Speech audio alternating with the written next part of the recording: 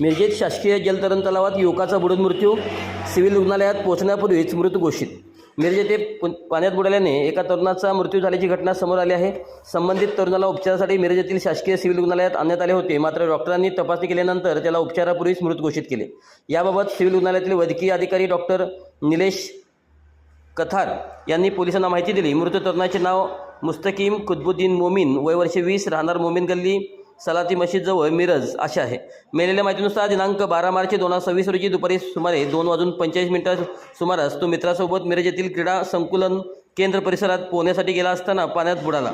मात्र पोहताना तो पाण्यात बुडून मृत्यू झाला। त्याला उपचारासाठी मिरज सिव्हिल रुग्णालयात दाखल केले असता डॉक्टरांनी तपासणी केल्यानंतर सायंकाळी 5 वाजण्याच्या सुमारास त्याला उपचारापूर्वीच मृत घोषित केले। या घटनेची नोंद BNSS कलम 194 प्रमाणे करण्यात आली असून पुढील तपास पोलीस कर्मचारी झोंबरे यांच्याकडे सोपवण्यात आला आहे।